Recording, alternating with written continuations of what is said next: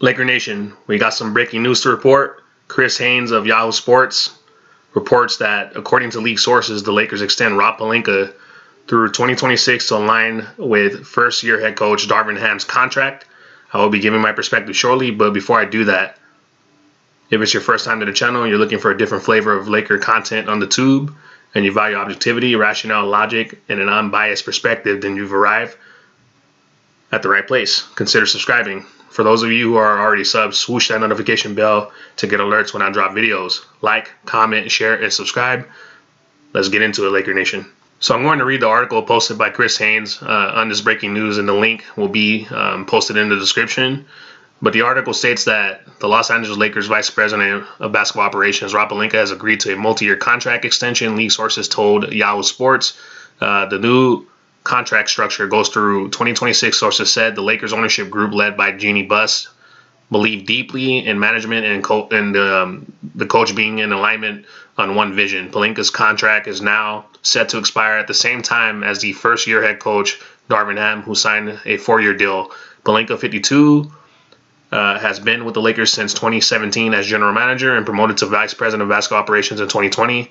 In his first season as GM, the Lakers signed LeBron James in free agency in the summer of 2018. Building around James became the priority. In the following summer, the Lakers executed a 3-team trade that brought Anthony Davis to the Los Angeles Lakers. Just a year later, the duo led the Lakers to the 2020 NBA championship in the Orlando bubble. James and Davis signed extensions later that year, while James signed his second extension with the Lakers this summer. Pelinka is the only GM who extended LeBron James twice. Pelinka wants to retire LeBron James as a Laker and has promised him to compete for additional titles.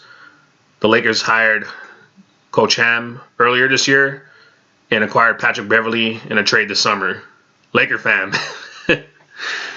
Laker fan, my reaction to this, is I'm not with it. I don't agree with the decision.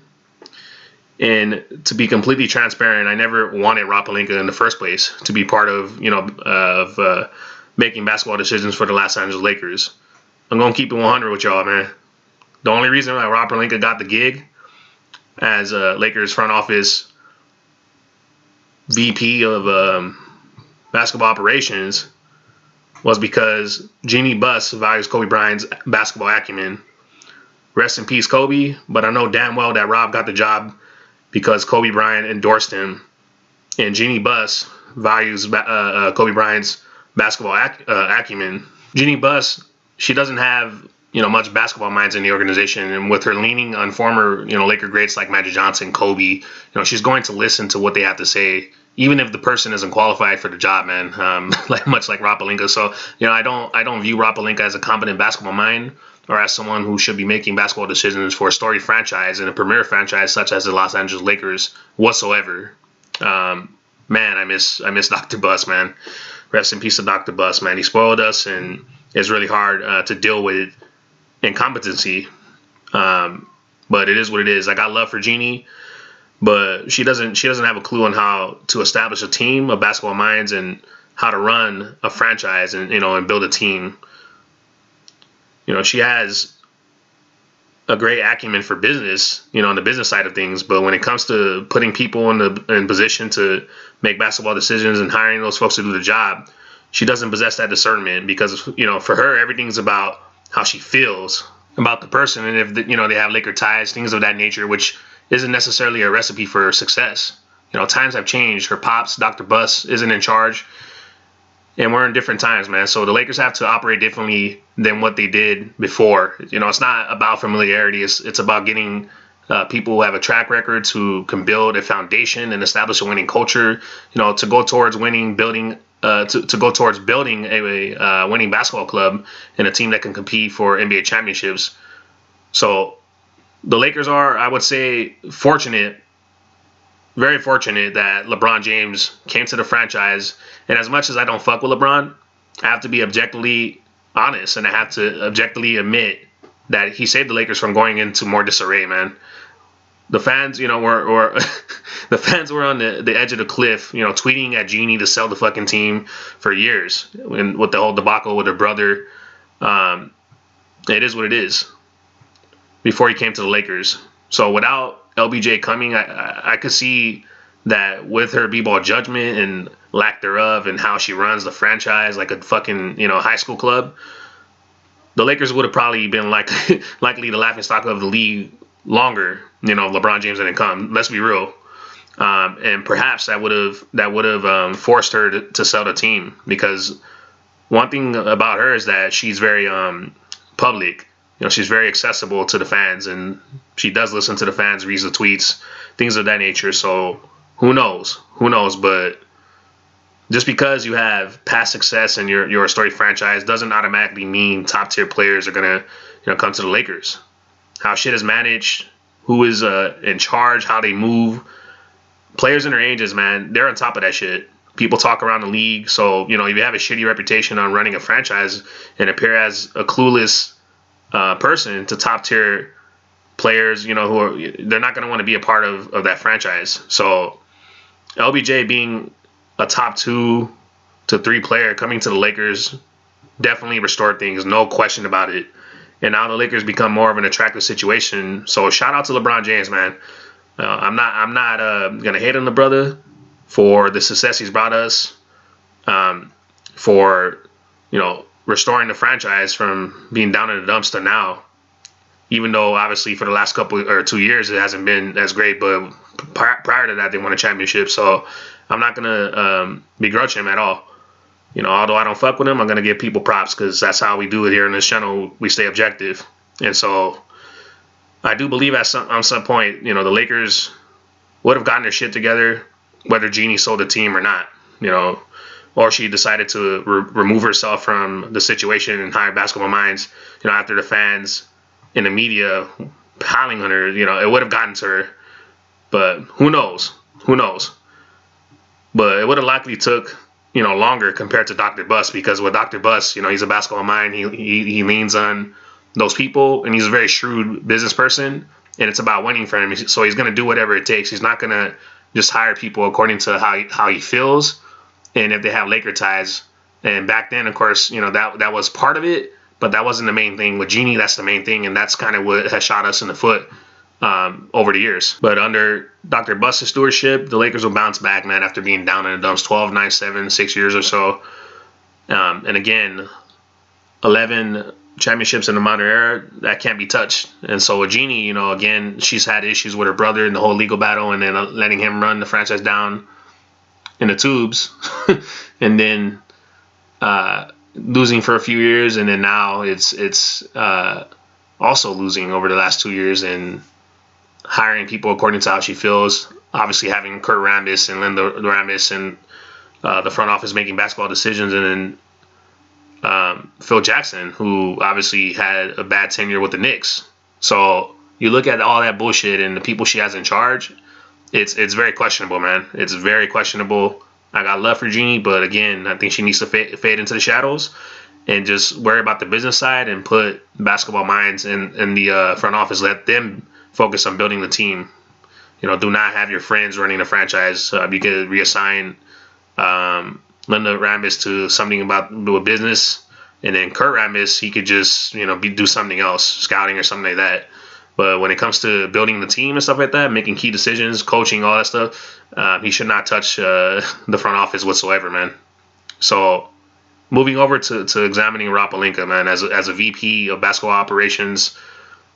So obviously he was brought in 2017, but the main decision maker was Magic Johnson in 2017 after Jeannie Buss, which was one of her better decisions, canned her brother and canned Mitch Kupchak.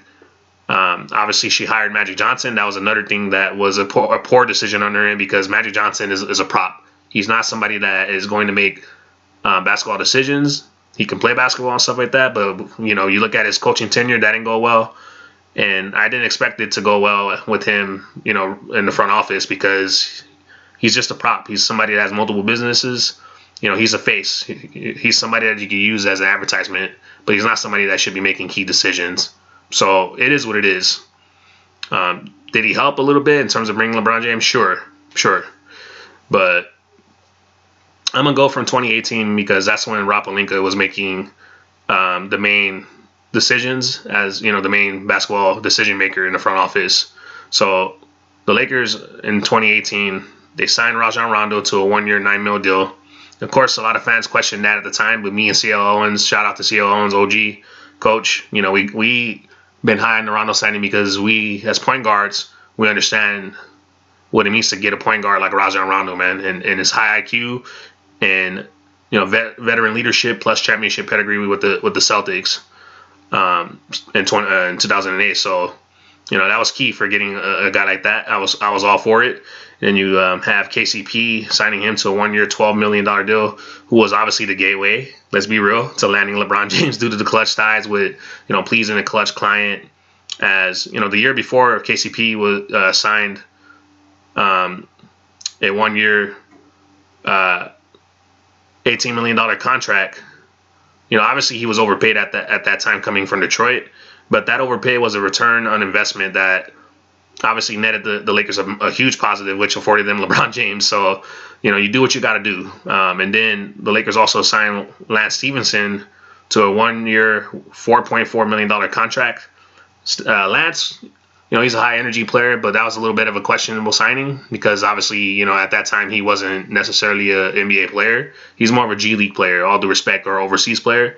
But in terms of having somebody who can bring energy every night and entertain the fans, you know, if you want somebody like Lance Stevenson who could also get into opponents' heads, you'll probably sign him. So it was a decent signing, but I would have probably signed somebody else. Then he signed Michael Beasley to a 1-year, $3.5 million deal, signed JaVale McGee to a 1-year vet minimum deal, then acquired the draft rights to Isaac Bonga, who they took at the 29th pick in the 2018 NBA draft from the 76ers in exchange for the Bulls' 2019 second-round pick and $1.5 million in cash.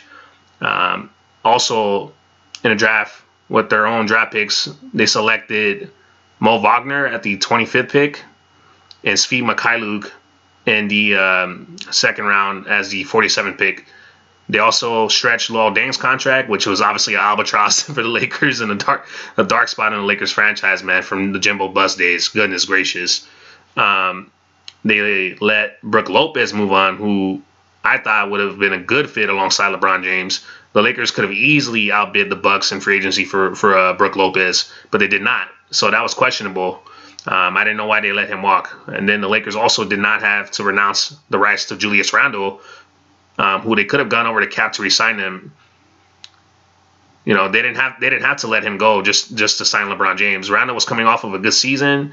You know, he averaged about 18.6 points per game, 9.1 rebounds rather per game, and 3.1 assists per game. You know, after entering the starting lineup in, I believe, late December, and he was only 23 at the time. You know, the Lakers were fourth best in points in the paint, averaging around, I believe, 48 to 52 points in the paint, and that was largely due to Julius Randle and Brook Lopez. You know, so that's unfortunate. Those are two pieces that they could have re-signed, and they could have added LeBron James. I know there was a concern about clogging into the paint, but you want to add as much talent as possible alongside LeBron James with young players. And I thought the Lakers and Rob Pelinka did a poor job on not retaining players that could have helped LeBron James and the Lakers moving forward in terms of getting to the playoffs. The Lakers in 2018 win 37-45. You know, they had a shot to make the playoffs, man. Even with the injuries of LeBron James and I believe Brandon Ingram as well, they still could have made the playoffs. I remember Bron posting like activator or some shit on his Instagram, and then he started to give up during the season, you know, throwing the ball, you know, off the backboard out of bounds or underneath the backboard, some shit, and just not even hustling back, man. It was just poor body language by LeBron James that year. They could have certainly made the playoffs regardless. I think there was like only 3 to 4 games under 500, and then after he came back, and then it just was in disarray, and players, you know, they felt like they were going to get traded for Anthony Davis. So obviously a lot of them, you know, didn't buy that fake love from LeBron James, let's be real.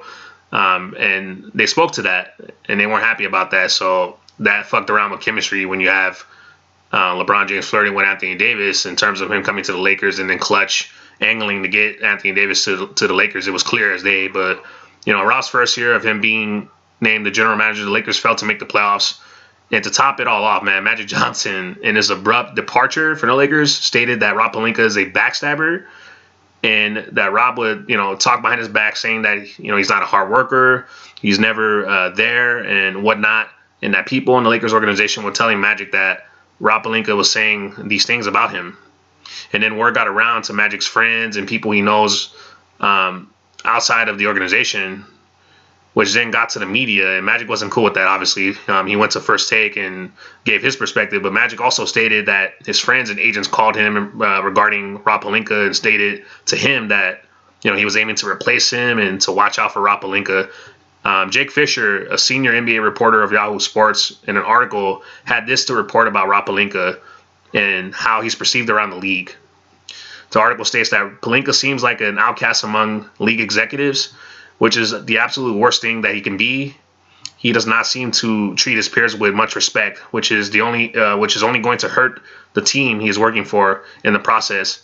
This behavior does not seem to be new for Rob Pelinka. He was an asshole as an agent, said. Another assistant general manager is quoted by saying this: he had the most powerful players, and if he wanted the player moved, he would have eviscerated you as a staff to get whatever he wanted. You can't do that to people and then expect them to work with you when you join their side. So Fisher states in his article that this is a problem, ladies and gentlemen. There's a difference between being a hardball negotiator and simply being an unpleasant person to work with. Based on these quotes, Pelinka seems like an unpleasant person to work with, which is only going to make it less likely that the team is going to execute deals in the future. You gotta question this hire, man, and him still being in a powerful position with his type of reputation around the league. So, I just given you a piece from Mr. Fisher in his article, and that's something that's of concern, man, moving forward. So the Lakers are already disliked by most people, but to add someone like Rob Pelinka, man, makes it even tougher to improve this team and to compete at a high level for NBA championships. Moving over to 2019, which was unequivocally Rob Pelinka's best time as the Lakers GM / president of basketball operations. So they acquired Anthony Davis from the Pelicans. In exchange, the Lakers traded Mo Wagner, Isaac Bonga, Jamario Jones, and a 2020 second round pick to the Washington Wizards for additional cap space. And then they also traded Lonzo Ball, Brandon Ingram, Josh Hart, DeAndre Hunter, cash, a 2022 first round pick, which the Pelicans took Dyson Daniels, I believe, and pick swaps, meaning from 2023 to 2025, I believe. The Pelicans have the right to take those first round picks if it's favorable to them. So obviously they acquired Anthony Davis, the Pelicans trading Anthony Davis to the Lakers. And then as part of the 3-team deal for the Wizards to help facilitate this three-team deal between the Lakers, Pelicans, and Wizards, the Wizards also traded cash to the Pelicans. So this was a big trade, man, that clearly got the Lakers a generational talent and a top 7 to 10 player in my mind. I know a lot of cats like to confuse Anthony Davis as a top 5 player just because of the finals run. He had a historic run, but that probably will never be seen again. So for me, a top 5 player is somebody who has an MVP, has a finals MVP, is a top player in their position, can, as the main guy, win and take you over the hump and win a championship, can get you to 50 to 60 wins. And Anthony Davis doesn't check most of those boxes. So in my mind, he's anywhere from 7 to 10, and over the last 2 years, due to injuries, he's probably anywhere from 11 to 12, maybe even 13. I think, and I hardly agree with ESPN. I hardly agree with it, but with them. But I think they're right in their assessment with Anthony Davis in terms of his place in ranking. I think they said he was around anywhere from 11 to 13, and I probably would agree with that. But I go as high as 7 to 10. But they got Anthony Davis in 2019, a tremendous two-way impact player that helped the Lakers get an NBA championship. The Lakers signed Alex Caruso to a 2-year, $5.5 million deal, signed Jared Dudley, to a 1-year vet minimum deal, who was a good locker room presence to have. And then they waived Troy Daniels, I believe. And then due to Avery Bradley's family emergency situation during the pandemic. They signed Deion Waiters in his place. They re-signed Rajon Rondo to a 1-year deal. They've also signed J.R. Smith to a 1-year vet minimum deal. And then Markieff Morris, man, who was huge for the Lakers in the playoffs. When the Lakers would go small, man, Markieff Morris would space out the floor, make it tough for opposing bigs. Like, he would bring him out of the paint, so that allowed Anthony Davis and LeBron James to operate down low. So Markieff Morris was a huge signing for the Lakers in 2019. Lakers then acquired THT in a trade from the Magic for cash at $2.2 million and a 2020 second-round pick, and selected THT at the 46th pick in the 2019 NBA draft. They also signed Danny Green to a 2-year, $30 million contract, which was questionable at the time because he didn't perform offensively up to snuff. But he was solid defensively, particularly in the series against the Blazers, and especially the Nuggets. I believe. Actually, I would say the Nuggets and the Rockets series. I thought he was good in the 1-3-1 box defense. He was coming over to trap Harden, just at the right timing. He was disruptive along with Rajon Rondo. So I would say that Danny Green, in terms of defense, justified the contract to a degree, but offensively he couldn't throw a grape in the ocean, man. He was missing a lot of open shots. So that was a questionable signing, but defensively it paid some dividends. They've also re-signed KCP for 2 years at $60 million deal. I thought he was solid in the playoffs as well. Regular season, not so much.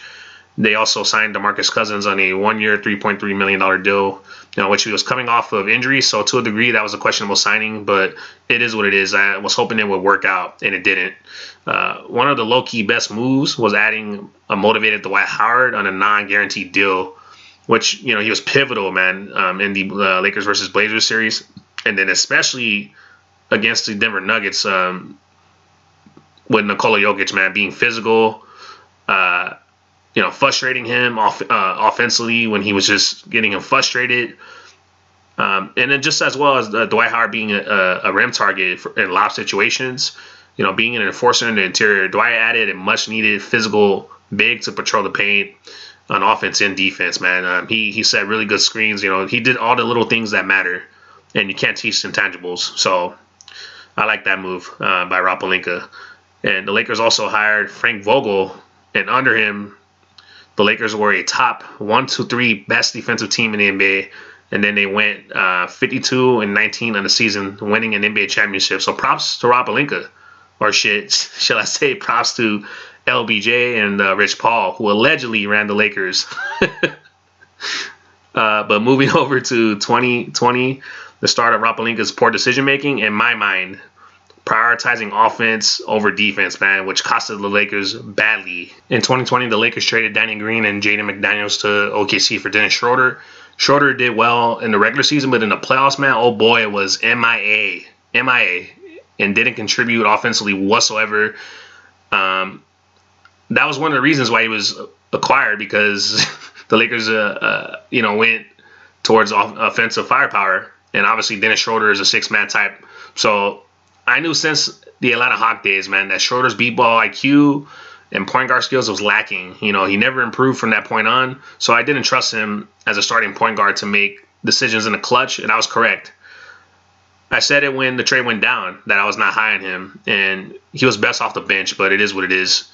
They signed Wes Matthews, who since his torn Achilles injury with the Portland Trailblazers, he has not been the same. And he was atrocious, man, missing open shot after open shot, and his defense slipping more. His lateral quickness was just off, so that was not a good signing by Rob Pelinka. And then the Lakers signed Montrezl Harrell. They had 2 6-man type of guys in Montrezl Harrell and Dennis Schroeder. But defensively, man, Montrezl was terrible. He was terrible. If he wasn't scoring, he was a negative on the floor. With being undersized against, opposing bigs, they were killing him in the inside. And point guards, man, were killing him in the pick and roll, just eating him alive, man. Eating him completely alive. So Montrezl Harrell, if he's not scoring, he's mostly a negative. And then they re-signed KCP to a multi-year deal, in which after his finals run in 2019, he started to kind of slip on defense and offense. I thought trading JaVale McGee was a mistake. as before he got pneumonia, I thought he was solid for the Lakers. They traded him in a 2026 second-round pick to the Cavs in exchange for Jordan Bell and Alfonso McKinney, who they ended up, both waiving. So I don't know what that trade was for, like a salary dump when you got a guy who basically has helped contribute to championships with Golden State and with the Lakers. So I didn't understand that move, but then they signed Marc Gasol, as he was bought out in late November in 2020. Gasol was poor defensively. He was merely relegated to a spot-up three-point shooter, which he was atrocious from that area. They didn't use Marc properly in the post as a skilled post player, but where he shined, man, was passing. Finding guys in backdoor situations, cuts, things of that nature, and overall. When they ran the offense, when LeBron James was off the floor, I thought Marc Gasol's passing and high IQ on the offensive end and the half court, that's where he shined. With Marc, you got to have defensive players around him, man, which they didn't have. So teams had a red carpet to the rim, and with dribble penetration, Marc just couldn't rotate over. He couldn't contain pick and roll. It was his major issues on the defensive end with him. So that was a questionable signing, particularly at that point in his career. They signed AD to a multi-year contract. Of course, you have to re-sign AD, so hooray there. Signed Damian Jones, which was a bright spot for the Lakers in the 2020 NBA season. They also signed Ben McLemore, who was a bright spot for the Lakers as a shooter. I kind of wish they re-signed him, but it is what it is. I mean, of course, he's kind of one-dimensional. The only thing I don't like about him is when the ball touches his hands. He's unconscious in terms of he just lets it go, man. But most of the time, it was a positive ending for Ben McLemore. So we definitely could have used him this year. But they also added big man Andre Drummond in the buyout market, who also was atrocious defensively for the Lakers. Most Laker fans thought, he was a savior, man, because they couldn't stand Marc Gasol in terms of his defensive issues. But they thought he was going to be a huge savior for the Lakers, and he was a huge letdown. Dude couldn't catch open passes. He smoked easy layups at the rim. It was crazy, man. He annoyed the hell out of me every game. Just allowing himself to get out-rebounded, and that's what he does best. He is a really good rebounder and offensive rebounder at that, and at that, and getting putbacks. But he would lose sight of the ball. He was just hard to watch, man. He was hard to watch. The only decent to above decent defenders was Alex Caruso on that team, and Dennis Schroeder, and of course Anthony Davis. But that's the major difference from 2019 when you had a lot of good defenders on the roster, anywhere from 6 or more. At minimum, good defenders.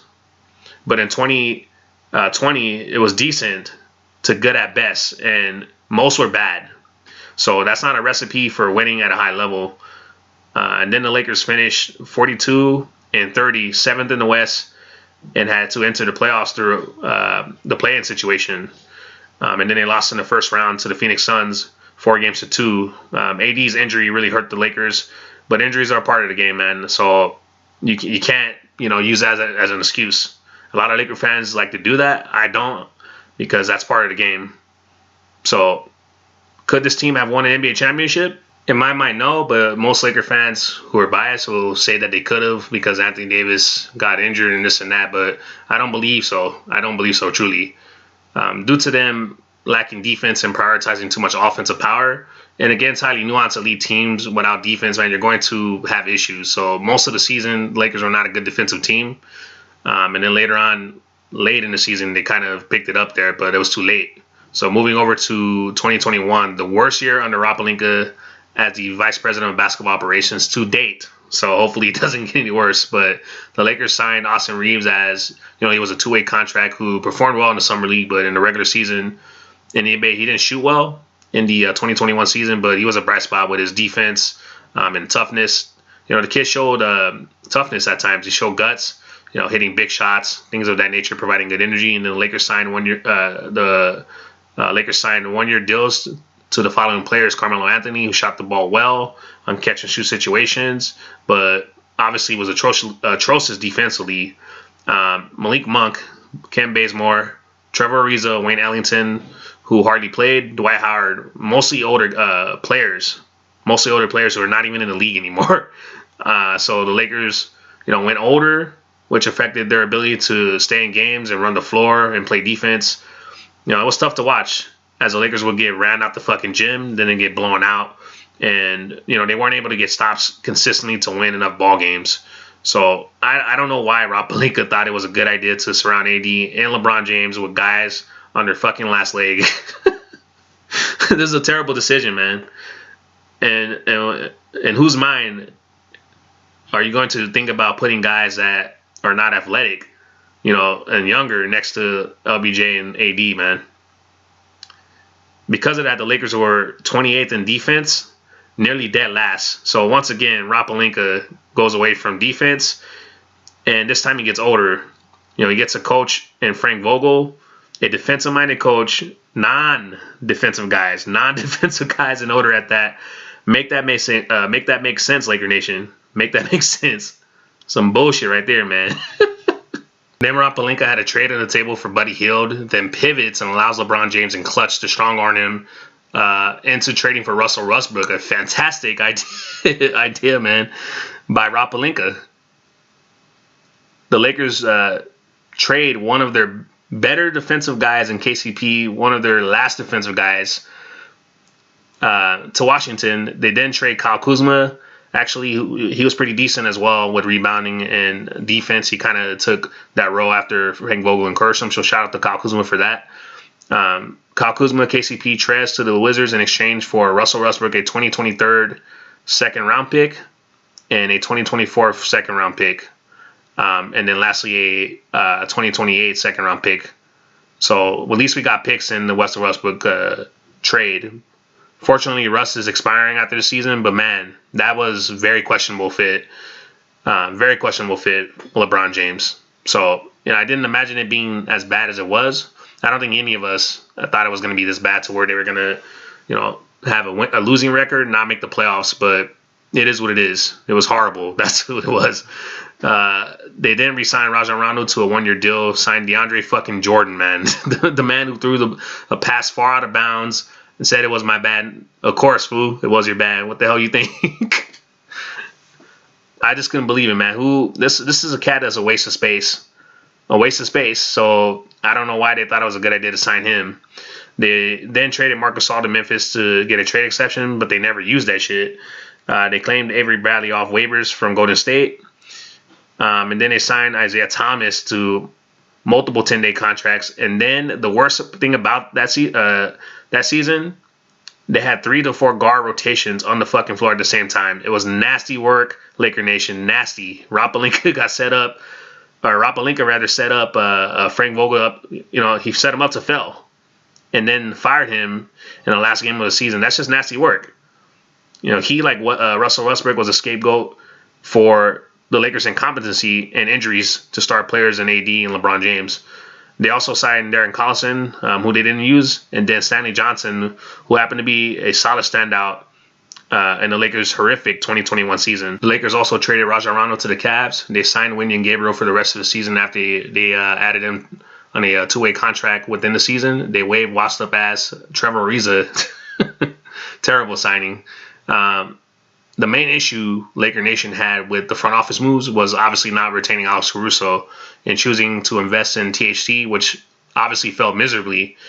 Then they ended up trading THT for Pat Beverly anyway. So they lost one of their better defenders. I get the tax and repeater tax aspects, but if they were going to trade THT anyway, they should have just traded him early, just to increase their cap in order to re-sign Alex Caruso. So now obviously the fans are pissed off about that, and the fact that they traded THT for Pat Bev, man, it was just it was just a bad look. So it was clear from day one though that THT could not fit alongside LeBron James, and especially Russell Westbrook with his inability to shoot the ball, and he basically clogs up the paint as a person that attacks the paint off the dribble.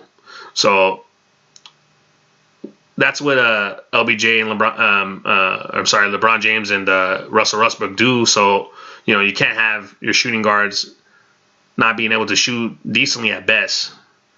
So that obviously wasn't a good fit. Then the Lakers finished in the 11th place. They didn't make the playoffs. with a whopping finishing record of 33-49. So that was obviously the worst season for Rob Pelinka as the VP of basketball operations. And then moving over to the current season now, 2022, the Lakers hired Coach Darvin Ham, who in my mind was the best candidate to hire. And, I'm high on him.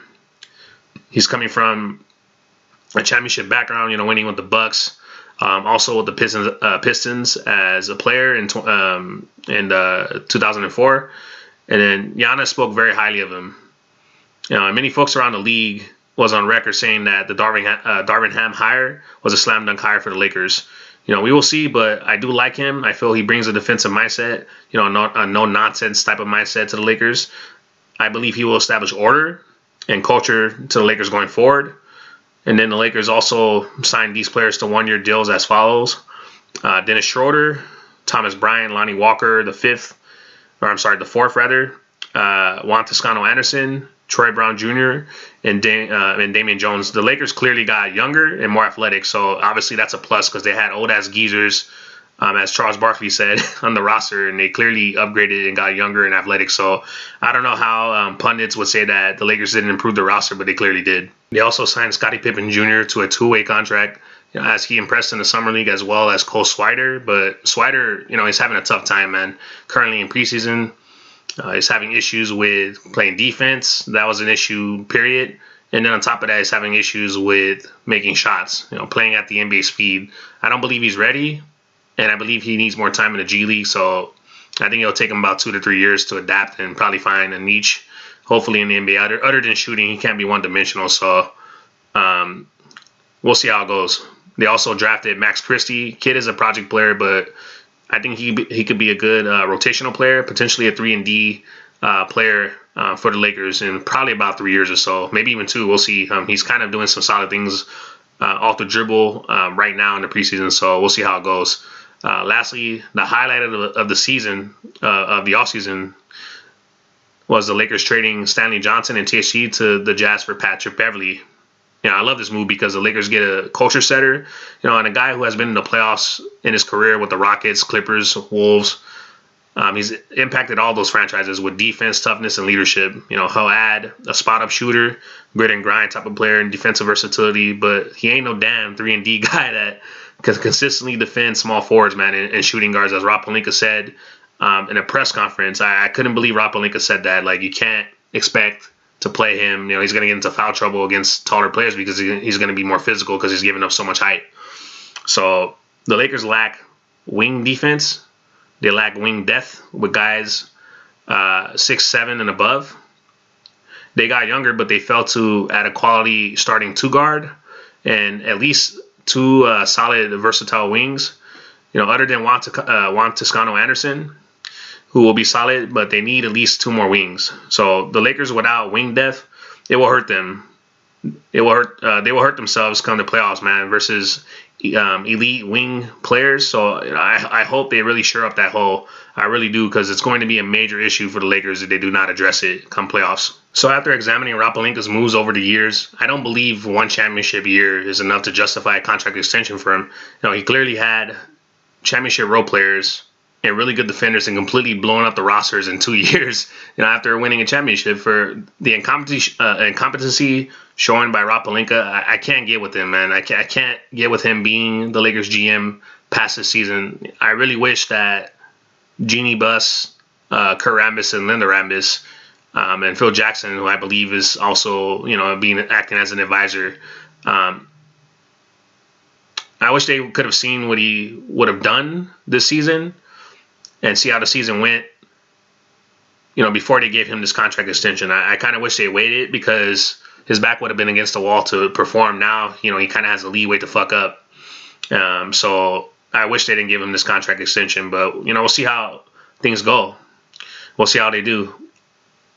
I believe next year is going to be a big, big year for the Lakers, man. I am going to give credit to Rob Pelinka, though, for not allowing himself to get fleeced by the Pacers or Danny Ainge in Utah when, they were trying to trade Russ during the offseason. So you don't give up 2 future first picks for a non-All-Star player and those being your last two picks of the decade, potentially due to the Anthony Davis trade, the Lakers have to be very, very cautious on how they move from here on out, because any ill-advised moves can push the Lakers' future along a very long way, man. They could push them very back, because AD and LeBron James contracts, I believe they expire in 2025. So, and obviously Rob Pelinka is extended to 2026. So who knows? LeBron James may retire earlier. He may retire then. Who knows? So with just 2 first-round picks to appease LeBron James, and you're trading it, just for really good role players, or just to get rid of Russ, and you don't win a championship, then he leaves, you're stuck. So we'll see if Rob Pelinka can turn things around. I preferred another vice president of basketball operations. I would have given the house and the fucking kitchen sink to a guy like Sam Presti, man. And I would have tried to steal him from OKC, because that's somebody with a track record of building a team, knowing how to turn shit into sugar in terms of acquiring picks and draft capital. Plus, he's liked around the league and respected as a front office executive. So you need somebody like that. Or I would have searched for another VP of basketball ops. I also would have been okay with Joey and Jesse Buss in the front office making basketball decisions as, GM and assistant GM in those roles, because they've shown a good ability to help draft well.